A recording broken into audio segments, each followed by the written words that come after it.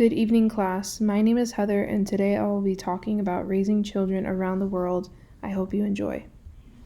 Did you know that there are about 353,000 babies born a day?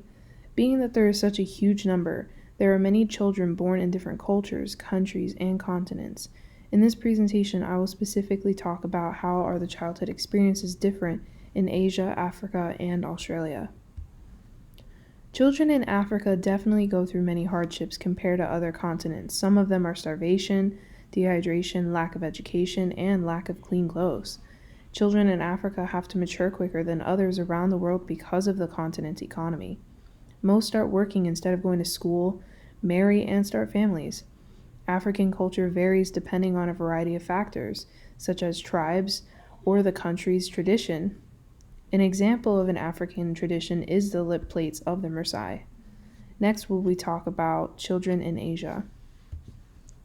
Children in Asia experiences vary by country. For instance, in India, the rural areas are composed of 79% of children, and they have a hard time getting their basic needs such as healthcare, education, and nutrition, etc. They had a law against child labor because of how prevalent it was in India.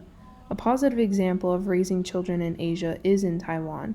Their children are provided with many luxuries, including special schooling and healthcare. In the next slide, I will talk about children in Australia.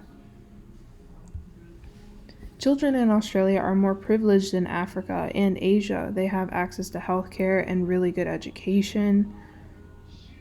Most live in homes, and the household is less likely to be poor. However, they did have a high amount of abuse cases, especially with kids. Mental health problems and disorders comprise the highest burden of disease among Australian children. Australian traditions originated mostly from the Indigenous people, and these have an impact on children throughout the states in Australia today. To conclude, children can grow up differently in many cultures, and they can have effects on how they will be as an adult.